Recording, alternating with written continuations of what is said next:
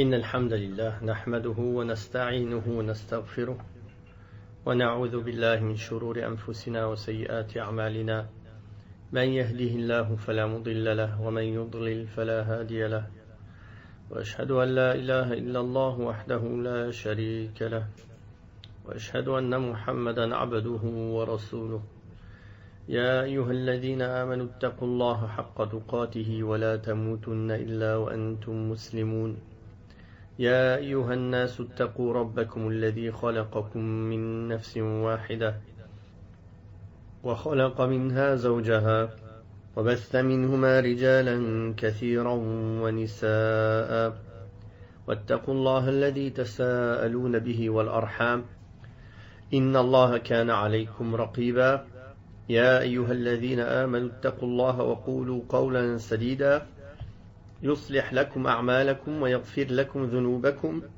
ومن يطع الله ورسوله فقد فاز فوزا عظيما أما بعد فإن أصدق الحديث كتاب الله وخير الهدي هدي محمد صلى الله عليه وسلم وشر الأمور محدثاتها وكل محدثة بدعة وكل بدعة ضلالة وكل ضلالة في النار. Nous continuons par la grâce d'Allah subhanahu wa ta'ala cette série de cours, de lecture et d'explication du livre de l'unicité du Cheikh Mohammed ibn Abdul Wahhab rahimahullah. Nous en sommes arrivés au chapitre celui qui jure qu'Allah fera telle ou telle chose. Al-Iqsam ala Allah. Puis le Cheikh a rapporté le hadith de Jundub ibn Abdillah que le prophète sallallahu alayhi wa sallam a dit. Un homme a dit, je jure par Allah qu'Allah ne pardonnera jamais à un tel. Allah dit alors, qui donc se permet de jurer que je ne pardonnerai jamais à un tel? J'ai pardonné à ce dernier et j'ai annulé tes œuvres. Rapporté par Muslim. Dans le même hadith, mais rapporté par Abu Huraira, on apprend que l'homme en question était quelqu'un qui passait son temps en acte d'adoration. Abu Huraira, radiyallahu anhu, déclara à son sujet, il a proféré une parole qui a rendu vaine sa vie d'ici-bas et celle de l'au-delà. Al-Iqsam ala Allah, le fait de jurer par Allah qu'Allah va faire telle ou telle chose, est considéré sous deux angles différents. Le premier est celui de l'insolence, de l'orgueil et de l'arrogance qui pousse l'homme à croire qu'il a un droit sur Allah. Ainsi, il pense qu'Allah jugera conformément à l'opinion qu'il a lui-même émise. Cela s'oppose à la perfection du tawhid, voire même à son fondement. Le second angle est celui de l'humilité, de la subordination à Allah, du besoin et de la reconnaissance de sa pauvreté face à lui. C'est de cette catégorie qui est citée dans le hadith où le prophète sallallahu alayhi wa sallam a parlé d'une personne quand il a dit il y a certains des serviteurs d'Allah qui, s'ils juraient par Allah qu'Allah ferait ou ne ferait pas telle chose, ils seraient véridiques dans leur serment. Donc cette deuxième partie de l'Iqsam ala Allah, elle n'est pas interdite. Et elle n'est pas en opposition au tawhid. Effectivement, la première catégorie, et c'est celle pour laquelle la mise en garde a été citée ici et qui est contraire au tawhid, c'est le fait de jurer qu'Allah ferait telle ou telle chose par orgueil, en croyant qu'on a un droit sur Allah du fait que la personne elle fait des actes d'ascétisme ou des bonnes actions ou qu'elle ait une certaine science ou d'autres œuvres par lesquelles il se forgerait des illusions sur sa propre personne au point où il pense qu'il a un droit sur Allah, qu'il a un droit de dire il va se passer telle ou telle chose, ou Allah va faire telle ou telle chose, comme si comme si c'est lui qui décidait de ces choses-là, ou comme s'il avait un droit sur ce qu'Allah Ta'ala allait faire et allait décider et allait juger.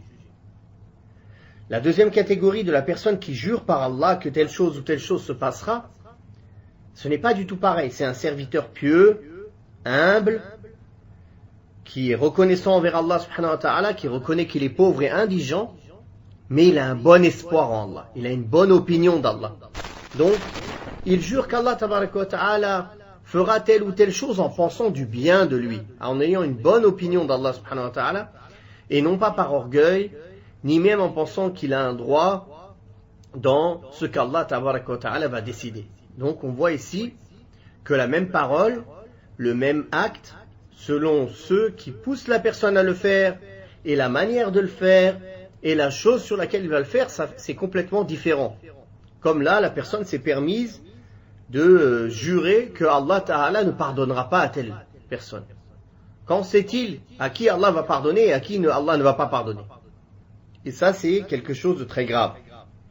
Donc ce hadith de Jundub ibn Abdillah, où il rapporte que le prophète sallallahu alayhi wa sallam a dit, un homme a dit, je jure par Allah qu'Allah ne pardonnera jamais à un tel. Allah dit alors, qui donc se permet de jurer que je ne pardonnerai jamais à un tel? En effet, car ce un tel était une personne perverse. C'est pourquoi l'ascète jura qu'Allah ne pardonnerait pas à ce pervers. En se donnant de l'importance et en pensant qu'en raison de ses actes d'adoration qu'il vouait à Allah, Azza wa Jal, il avait atteint un niveau lui permettant d'avoir une emprise sur les actes d'Allah. Ainsi, il a cru qu'Allah, subhanahu wa ta'ala, ne refuserait aucune de ses demandes. Or, ceci s'oppose à l'adoration véritable et à la servitude. Et c'est pourquoi Allah tabaraka wa ta'ala l'a châtié. Et Allah a dit, qui donc se permet de jurer qu'Allah va faire telle ou telle chose ou qu'Allah ne va pas pardonner cette personne. Donc, jurer de manière arrogante ici. Et il l'a puni en disant, j'ai pardonné à ce dernier et annulé tes actes.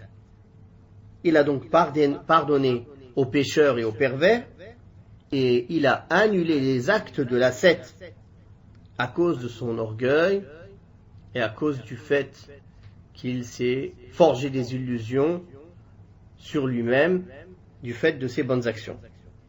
Ceci indique la gravité de la transgression de la vénération d'Allah subhanahu wa ta'ala et de son unicité. Puis le cheikh a cité les points à retenir de ce chapitre. Premièrement, la mise en garde contre le fait de jurer qu'Allah fera telle ou telle chose.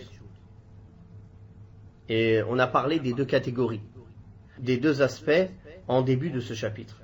L'aspect interdit, pour lequel la mise en garde a été citée ici, et l'aspect autorisé, qui est basé sur l'humilité, la servitude et la bonne opinion d'Allah subhanahu wa ta'ala. Deuxièmement, l'enfer est plus proche de nous que le lacet de nos chaussures. Effectivement, on voit que cette personne, qui était dans l'adoration et dans l'ascétisme, sur une parole empreinte d'orgueil, ça a été une cause d'annuler ses actes. Troisièmement, il en est de même pour le paradis, comme par exemple l'autre personne perverse, qui en subissant cette injustice, Allah Ta'ala lui a pardonné ses péchés. Quatrièmement, on trouve dans ce chapitre un argument appuyant le hadith où le prophète sallallahu alayhi wa sallam dit, l'homme parfois profère une parole jusqu'à la fin du hadith, c'est-à-dire par une parole, il profère une parole qui l'enfonce dans l'enfer de 70 longues années. Qu'Allah nous en préserve. Cinquièmement, l'homme peut voir ses péchés pardonnés pour une raison des plus détestables. Effectivement, l'acte qu'a fait la personne est une chose détestable chez Allah, mais il a été la cause de pardonner, qu'il pardonne à la personne qui a été jugée par l'autre qui a juré, par l'autre personne qui avait juré. Le prochain chapitre, c'est le chapitre qui est titré par « On ne demande pas à Allah d'intercéder auprès de ses créatures. Jubayr ibn Mut'im, radiyallahu anhu, a dit, un bédouin vint au prophète sallallahu alayhi wa sallam et lui dit, ô prophète d'Allah, les âmes périssent, les familles crient famine, et les biens sont anéantis. Invoque donc ton Seigneur pour nous, afin qu'il fasse descendre la pluie, car nous demandons qu'Allah intercède auprès de toi, et que tu intercèdes auprès de lui. Le prophète sallallahu alayhi wa sallam dit alors, Subhanallah, Subhanallah, Subhanallah, gloire à Allah, gloire et pureté à Allah, gloire et pureté à Allah. Il ne cessa de glorifier Allah jusqu'à ce que cela se vise sur le visage de ses compagnons. Puis le prophète sallallahu alayhi wa sallam dit, malheur à toi, sais-tu seulement qui est Allah? L'éminence d'Allah est bien plus importante que cela. On ne demande pas à Allah d'intercéder auprès de qui que ce soit. Puis, il cita le hadith, rapporté par Abu Daoud. Premièrement, la chaîne de transmission de ce hadith est faible. En entier, le hadith en entier. Mais ce chapitre, le titre, c'est-à-dire qu'on ne doit pas considérer Allah comme un intermédiaire entre une créature et soi-même, car c'est un moyen de diminuer la perfection du tawhid. Puis il a cité le hadith, c'est-à-dire que nous demandons à Allah d'être un intermédiaire auprès de toi pour nous, afin que tu fasses des invocations en notre faveur.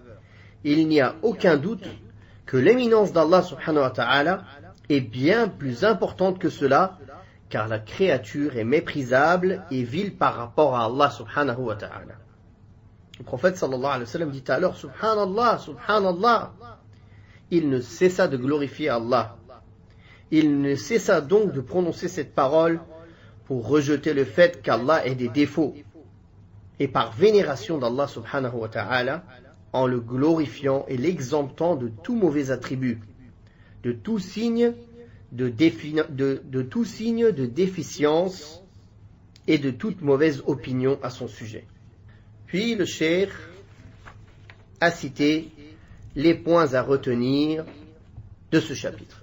Premièrement, il faut réprouver la personne qui dit « Nous demandons qu'Allah intercède auprès de toi ». Deuxièmement, le changement d'humeur du prophète sallallahu alayhi wa sallam à cause de cette parole se remarqua sur le visage de ses compagnons. Troisièmement, le prophète sallallahu alayhi wa sallam n'a pas réprouvé la phrase « Nous demandons que tu intercèdes auprès d'Allah ». Effectivement, on peut demander au prophète sallallahu alayhi wa sallam de son vivant d'intercéder auprès d'Allah en invoquant Allah. En invoquant Allah subhanahu wa ta'ala. Mais ceci n'est possible que de son vivant. Car comme le prophète sallallahu alayhi wa sallam a dit, tous les fils d'Adam, quand il meurt, toutes ses œuvres s'interrompent, sauf 3. Et le prophète sallallahu alayhi wa sallam est un des fils d'Adam. Donc quand il est mort, ses œuvres se sont interrompues, sauf 3. C'est-à-dire la science qu'il a enseignée, tout ce qu'il a enseigné, il en a une récompense du fait que on a appris l'islam par son biais. Donc tous ceux qui pratiquent les œuvres de l'islam, le prophète sallallahu alayhi wa sallam en a une part de récompense, etc. Quatrièmement, la signification du terme Subhanallah, c'est-à-dire qu'on affirme la perfection d'Allah, et que tout manquement et tout attribut de déficience ou de manquement ne touche pas à Allah subhanahu wa ta'ala. Cinquièmement, les musulmans demandaient au prophète sallallahu alayhi wa sallam d'invoquer Allah qu'il fasse pleuvoir. Wallahu ta'ala a'la wa a'lam. Wa sallallahu ala Muhammadin wa ala alihi wa sahbihi wa sallam.